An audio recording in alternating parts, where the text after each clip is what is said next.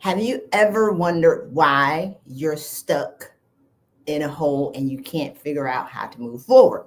Have you ever wondered why it seems like you keep going backwards in your life and in the results that you have for your life and the things that you want, and you can't figure out how to make them happen? So today I'm going to share with you some information, and I have 3 points that I'm going to make today. So this is the third video in a series of 10 or 11 where we're going to be talking about how to take control of your circumstances. So let's get this party started. Y'all got y'all pen and paper. I can't wait. So if you're joining me on a different platform, join me on YouTube, because I have some images that I want to show. So if y'all are joining me from Instagram, come on over to YouTube so y'all can see the images, or join me later. So let's get this party started. Number one, the law of attraction is real whether or not you know it's real. The law of attraction works whether or not you know it works. The law of attraction is real. That's point number one. Point number two, this was a stat that I got maybe like 10 years ago. 87% of people in the world hate their jobs. That number has not changed. It may go from 87 to 85, and people are like, oh my God, people are more satisfied with their jobs. Well, that's just the two people that finally, did something different in their life, right? It's 2%. And that's not the come up, but there's a reason for that. And then number three, tame the negative voice in your head. Do you know that you have a tyrant that's running around in your head telling you negative things? So let's get this party started. Number one, the law of attraction is real and it works whether or not you know it works. Now, the law of attraction was popularized by the movie The Secret, and I don't even know if I want to dig into that. Maybe I'll do another video on that, because I was going to go down a whole different rabbit hole. But it was popularized by the movie The Secret, and Wayne Dyer actually said, they asked him to be in the movie, but he said no, because they only focused on money. And if you think that if I close my eyes and I'm going to manifest checks in the mail, checks in the mail, checks in the mail, checks in the mail, or my dream man, my dream woman, my dream, like whatever, like you were asking for, there are like 20 things before that you need to do to maybe get into alignment with the things that you want. And so Wayne Dyer was like, no, I don't want to be in it. Abraham Hicks was like, nah, I ain't trying to be in that movie.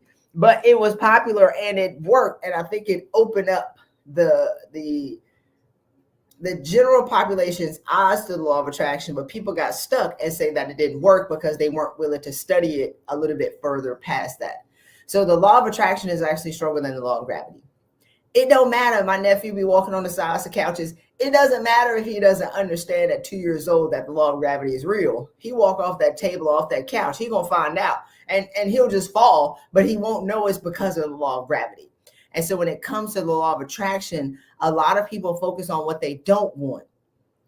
When I ask women, what do you want? When they talk about their career, they can chart it out for the next 10, 15, 20 years. But when I say, what do you want in your personal life? I get crickets, absolute silence. Like they haven't even thought about what they want in their personal life. I did it, y'all. So your professional life can be good and your personal life can suck. And it's because you never focused on that. And what I used to do, we out here in these series, apparently. I'm just out in these streets. I used to go to psychics all the time, because I can tell you with great detail all the boxes that I need to check in my career. And I was checking all of them. I was checking if they check one box, if my white male counterparts check one box, I'm checking 20. I'm going to make sure they're going to give me what I deserve, right? And so, but for my personal life, I would go to psychics. Can you read my palm, though? Will I ever be happy? Will I ever get a man and have some kids?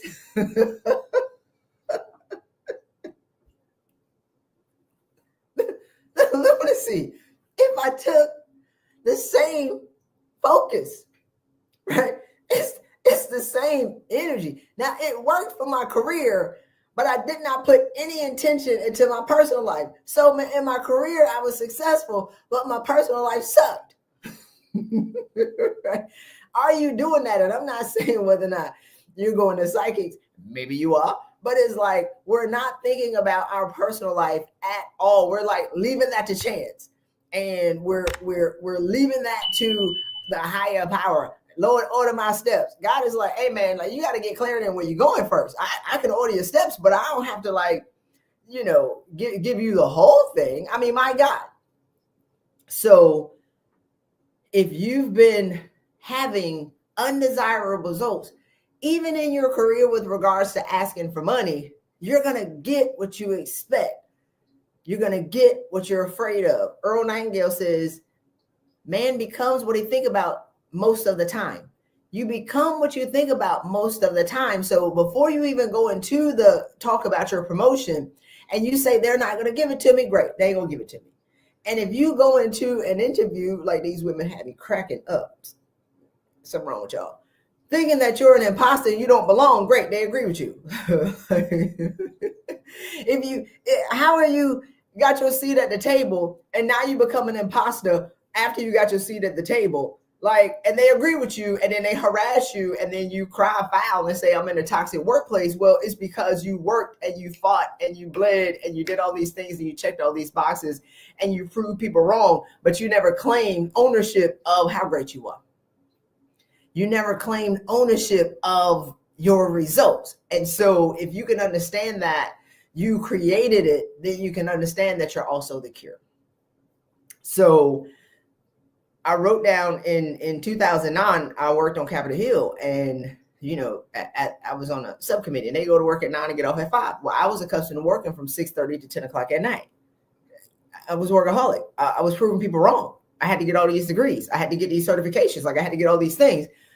And so here I am at the midpoint of my career and I'm going to work from 9 to 5. And I was like, well, can I come in early? Because I'm up at 5:30. I was like, what am I going to do? Can I come in and work at 7? And I remember my manager at the time was like, Christy, we start at 9. So, and then I got off at 5 o'clock. Well, I don't really know what to do with myself because I was used to working till 10 o'clock at night. Y'all think about the lunacy of me blowing through.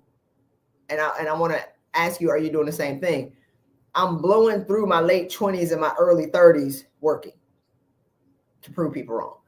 I'm not happy. I don't have a personal life. Like nothing was going on. And all I could see, my job that should have been like this much of my life had become like the whole microcosm or the whole like expansive universe of what I thought was possible for me, which is what point number 2 is. But like, have you put everything and every part of your beingness into your job and wondering why you feel empty, right? Have you put every ounce of everything that you have into your job and wonder why you feel limited and then you hate your job and you hate your life?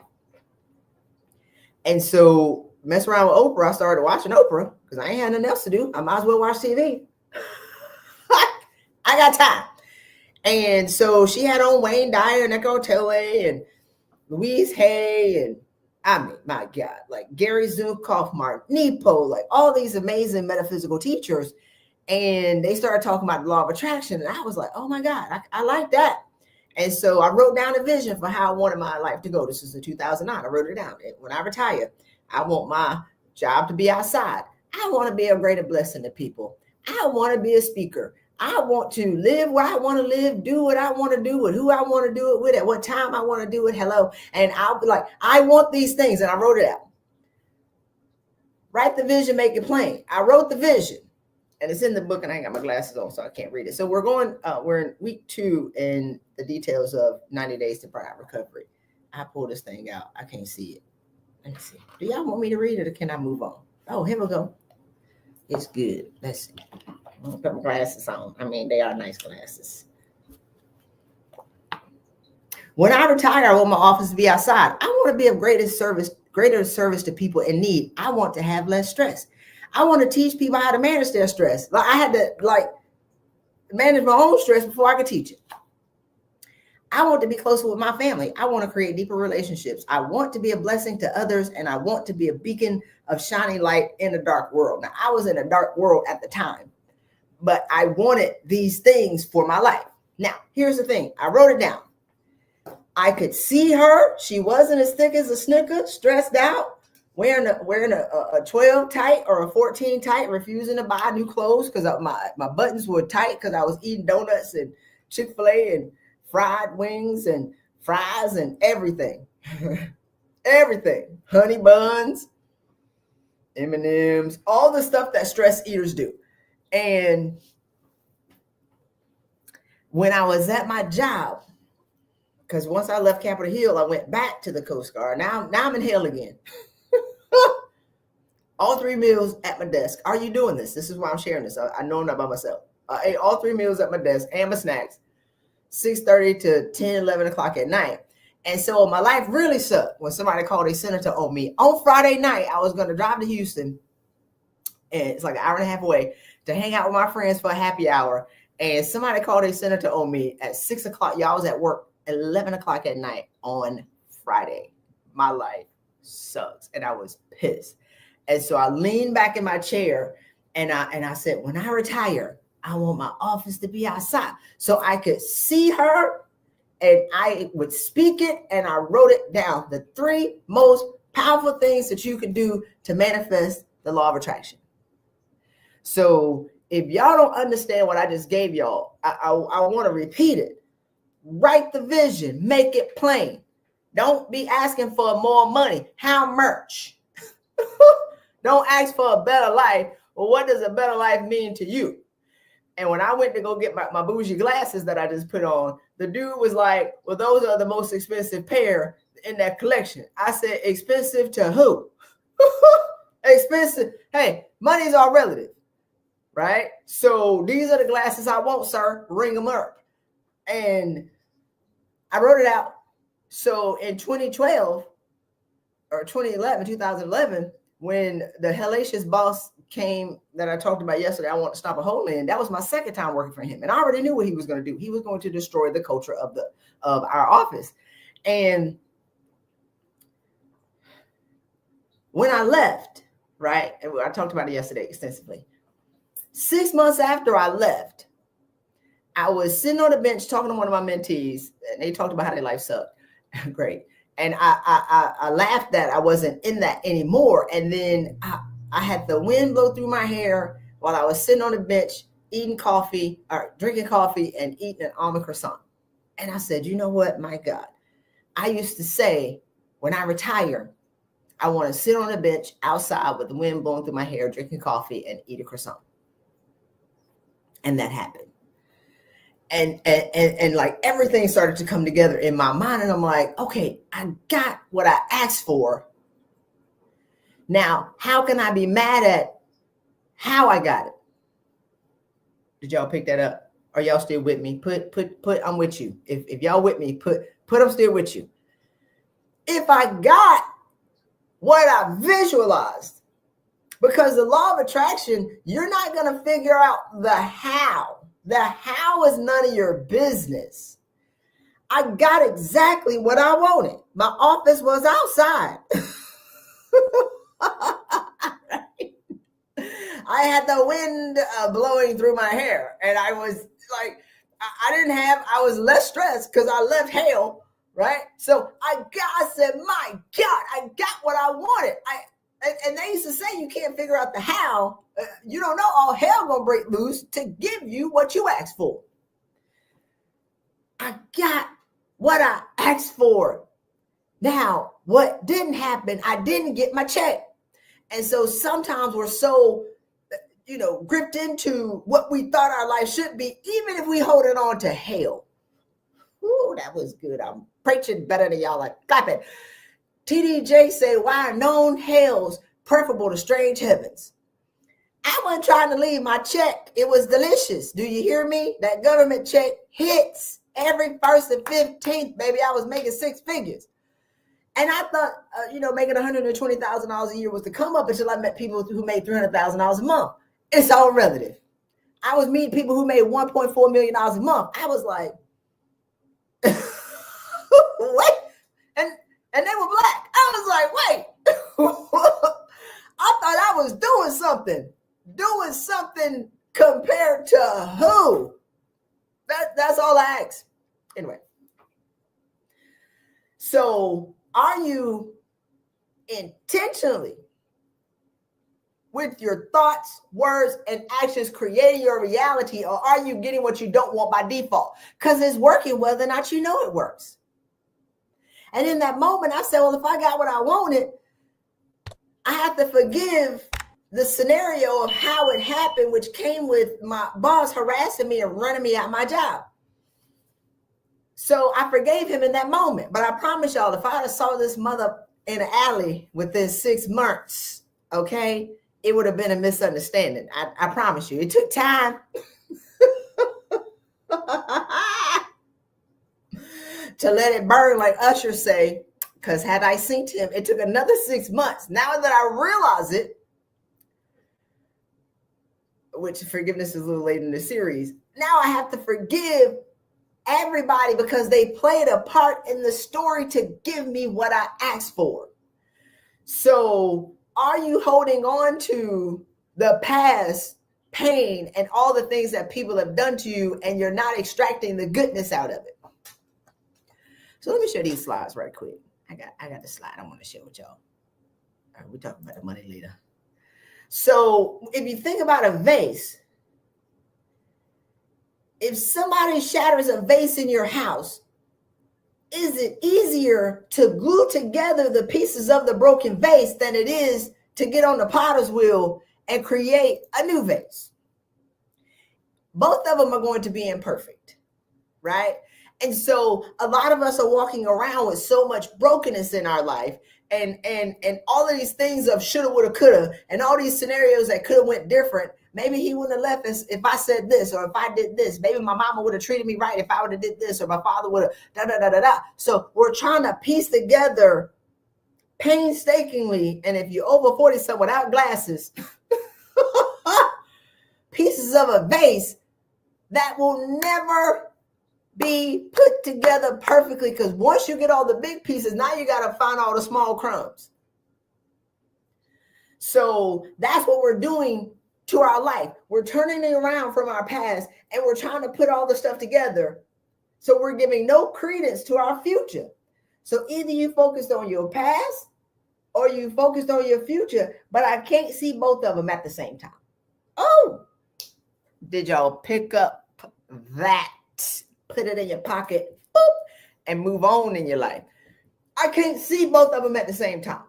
So if you're not where you want to be right now, I ask you to become aware of where you're focusing your time and energy. Are you focusing your time in your past and your energy and your vision so you can't even see what's going on in here? I can't even see my hand, even in my peripheral. This is my future, and all I'm doing is talking about what they did to me, what my mom and them did to me, what my last relationship did to me. So I can't open myself up to receive anything because all I'm doing is focused on my shoulda, woulda, coulda. Now, if you look at the vase is I create my reality today. I'm going to create my future based on what I do today. What do I want my life to look like?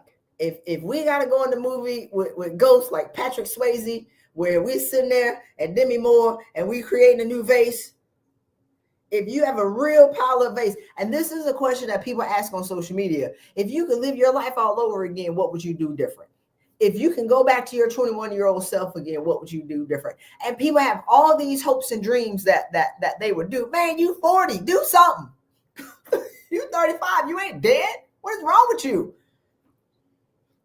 It's okay to pivot, but you have to give credence to, you're running from your job trying to create something on broken pieces, and you're not focused on what's really going to make you happy. So what does your dream life look like?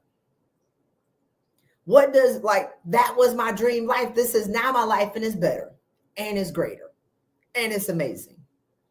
And I get to serve people. And I wrote this in 2009 where I wanted to teach people how to manage stress. Here we are today. So what is your dream life? Now let's go to point number 2. Say point number 2 if you're still with me. All right, I'm going to move this. Point number 2, according to Gallup, 87% of people in the world hate their jobs. If it's between 80 and 87, it's still the majority of people in the world hate their jobs. And it's been like this for a long time. And this is a challenge which I roll right into this conversation. We think that if I get the dream job, then I'll be happy. If I get this degree, then I'll be happy. If I work for this supervisor, then I'll be happy. And so you've created your happiness. You've put your happiness in a jar. Right? It's like this big.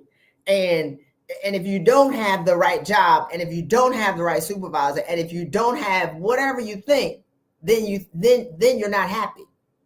Well, if I make this amount of money, then I'll be happy. But you haven't set a vision for who you want to be first. So what I assist my clients with doing is, let's talk about how you want to feel today. Because you 35, 37, 38, 39, 40 something, 50 something. Using old data of what you thought your life was going to be like when you were 25. Because at 25, we fresh out of college, we have all these dreams and hopes and all these boxes that we're going to check to prove our family wrong, right? And so here you are at 38, mom of 2-3 kids, married, you're working, you're crazy, you ain't combing your hair, like all these things. You're going to put a wig on. I shouldn't have said that, but I'm keeping going, right? Like I don't have time to do nothing. So, and now you become a hostage to it all. You become a hostage to a life that you created, and you're not willing, and you don't have time to be able to reshuffle the cards. And now you're dragging through, and the easiest thing to blame is your job. And that's not true. So what we assist our clients with doing is, what do you want your life to look like? I'm telling y'all right now, this is the secret code. What do you want your life to look like? Like without limits. What's going to make you happy? What's going to give you peace? Not necessarily what's going to make your mama happy about the decisions that you make for your life. Not what's going to make your spouse happy or your kids happy based on the decisions that you want to make for your life. What's going to make you happy? What's the lifestyle that you want to live? Do you want to fly Spirit with the women in Atlanta who wearing the bonnets and the house shoes and the onesies and a pillow?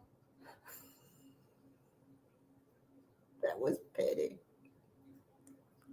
I ain't never seen these chicks on Delta. I was like, why are these women coming from with these house shoes on? What is going on? My God. Anyway, so it's like, are you flying business class with the bed and the fresh roasted turkey, right?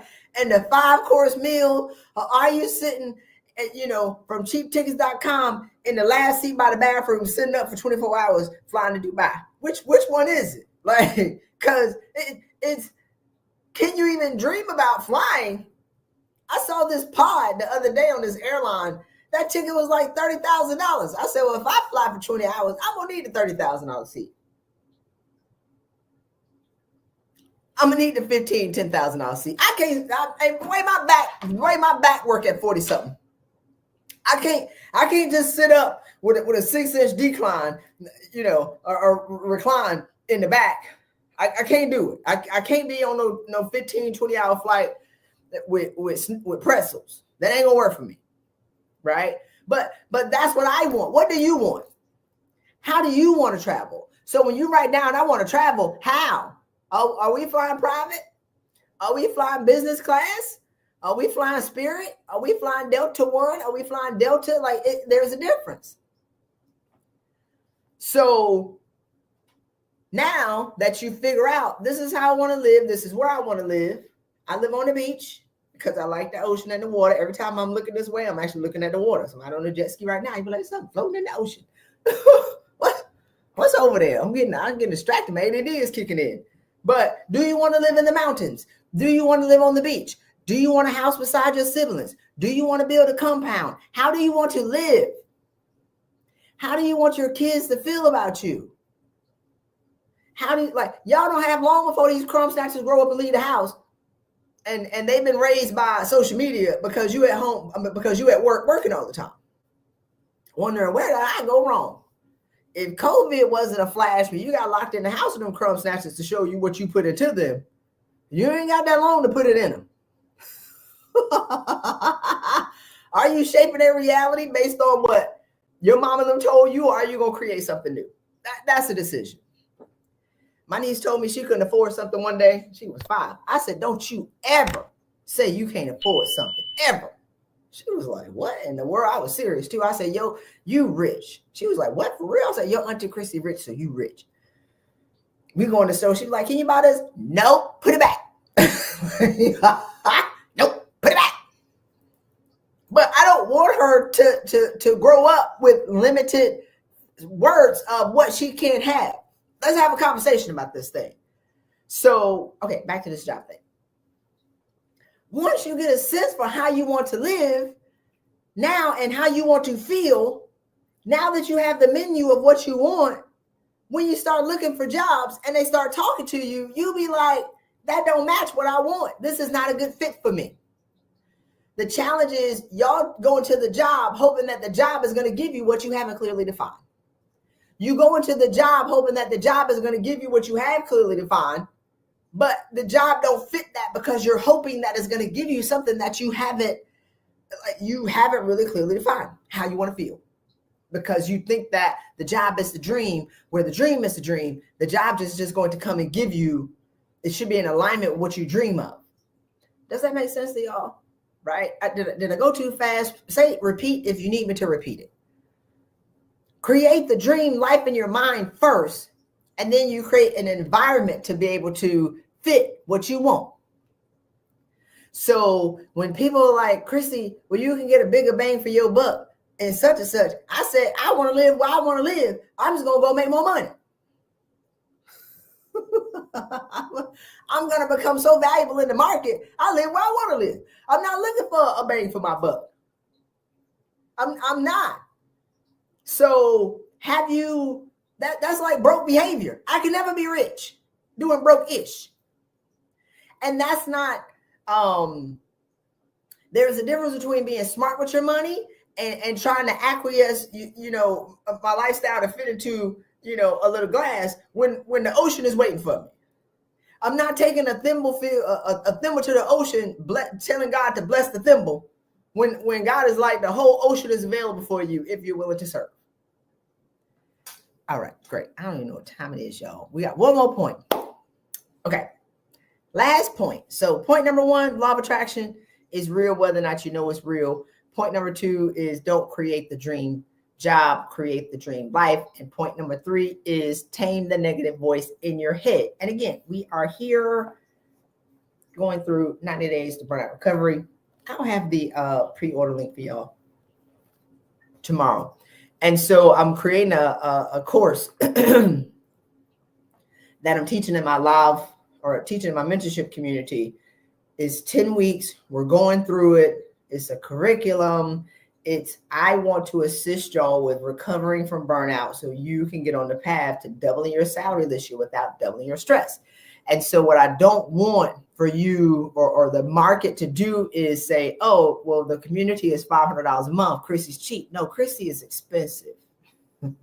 I want to be clear, right? Like the $500 price point, I created this community because I want to leverage my time. I'm actually focusing a lot more energy this year into the community because I want to leverage my time, because I want to go out and speak and I want to write and I want to do other things. And so this is the best way for me to serve and to be able to give. We're doubling salaries in the community because the next level up is $30,000.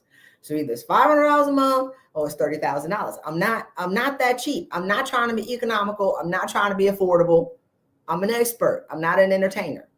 Okay. Somebody inboxed me the other day, was like, can you help me negotiate? And I sent her an invoice and she didn't ghost. And that's something that I don't do. I don't do one-offs. But I was like, fine, I do it.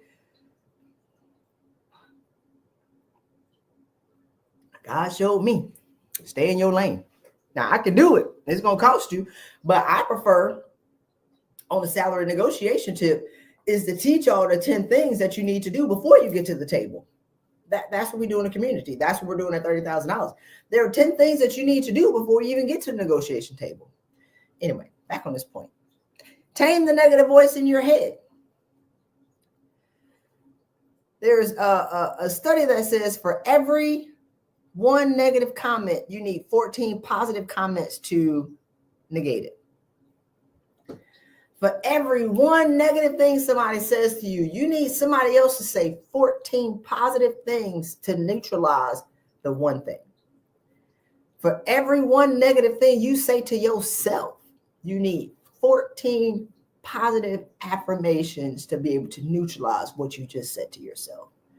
So, we're 4, 5, 6 hours into the day. How many negative things have you said to yourself already? Are you even aware of the conversation that you have going on in your head? And you can really tell what the conversation is based on what people say and what you identify with. In 2020, McKinsey and Women in the Workplace said that women are going to lose the most during the pandemic. And some women got mad and they was like, oh my God, I'm losing because McKinsey said. I was like, that's a lie. It ain't what people call you, it's what you answer to. How you know I'm going to lose? Do you know me? Have you been in my coaching sessions with my business coaches that have set my business up for success? We did very, very, very, very well in 2020. So if somebody say, hey, stupid, and you turn around, hello, they only affirming what you say to yourself. So put it in the chat. Are they affirming or are they lying? Which one they doing? If somebody says something negative to you and you agree, you're just agreeing with the conversation that's already going on in your head. You can't, loser. When people tell me to be more relatable, I be like, relatable to who? When people say I'm arrogant and intimidating, I be like, compared to who? Your shine too bright. Compared to who? Like, so it's, but once, if you don't know who you are, and if you haven't really strengthened your sense of self, when people say something to you, you turn down your light to fit into the room as opposed to just leaving the room. You turn down your volume to make other people comfortable with you as opposed to just changing the people that you talk to. So, all right, we got my last image here. I have a tape player. Now, I don't know. I mean, even if y'all 35, y'all got to know what a tape player is. I don't know when tapes went out. But I got the boombox on the image on the YouTube screen. You are the tape player. You're not the tape. So there is a low-level conversation at about volume 5 that's going on in the background of your life. And you know what it says to you when you get ready to step out on faith or you get ready to do something risky. The thing goes from volume 5 to 50, and it gets louder to toss you out of it. You ain't ish. You ain't gonna be ish. You can't do it. You're gonna fail. It can't work. Remember last time you did something. Remember this. Remember that. Right? Like, and then you talk yourself out of it, and then the volume goes back down, and then waits again till you get ready to step out and do something uncomfortable. So if you want to do something, like, I talk to women who be like, well, Christy, this is crazy to me, I don't think I'm qualified to be your client. I was like, if you gonna talk yourself out of somebody that you got to pay,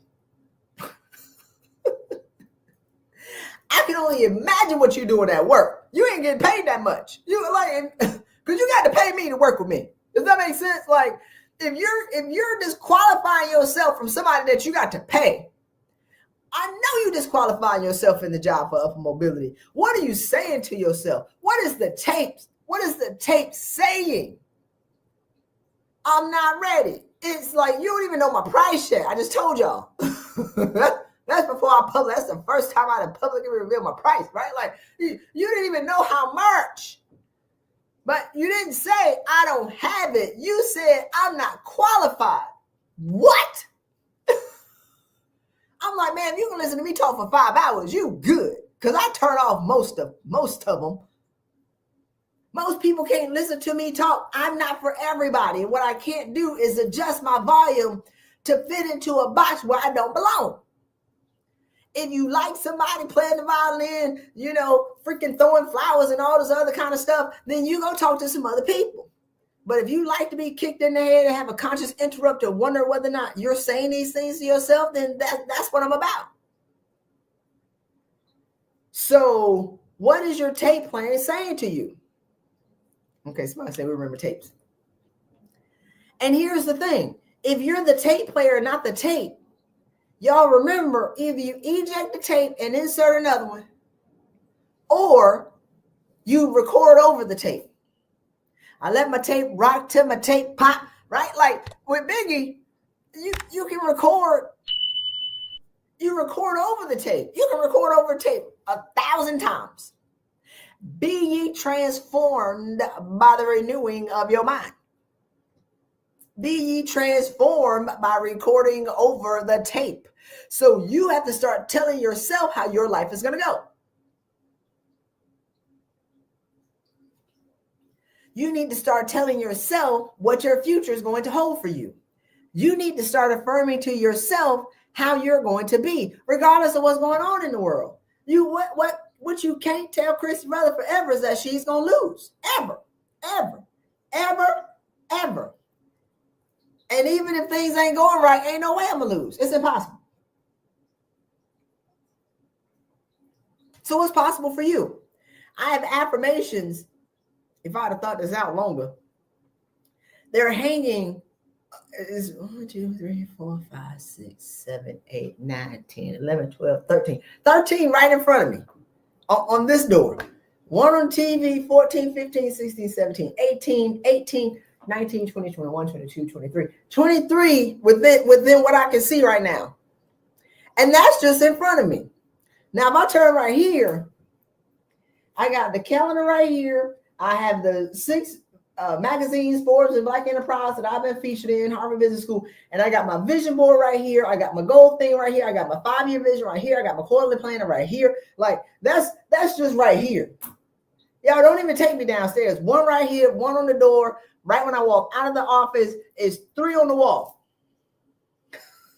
That's just 1 room. We ain't even in the bathroom, downstairs in the bedroom, in the mirror. I got to keep the stuff in front of me all the time, because the environment that you create for yourself shapes your belief.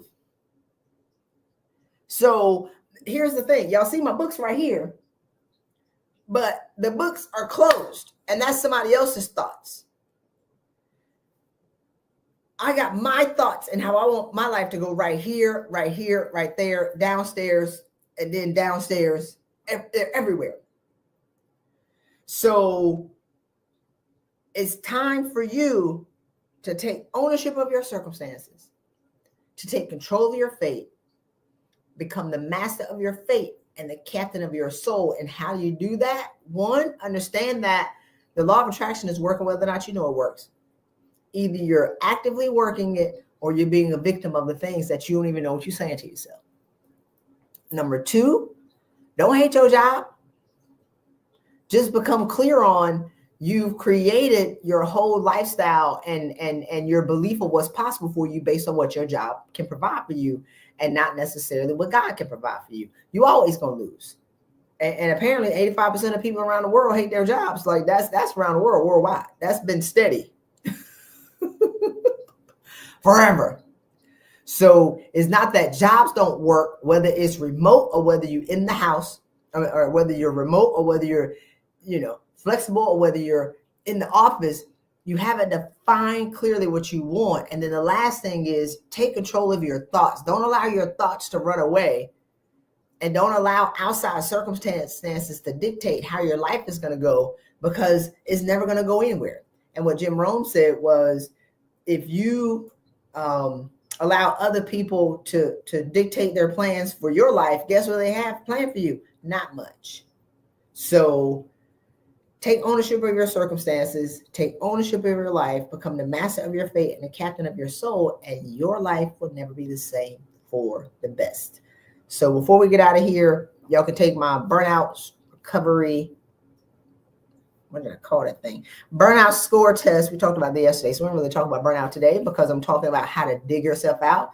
But you can check the scale of where you are in the stages of burnout with myburnoutscore.com. And we are done and we are out. See y'all tomorrow. I'll be back on tomorrow at noon Eastern to talk about point number 4, which is, my goodness, I got to hang up. Oh, we're going to talk about faith without works. is dead. All right, y'all. Deuces.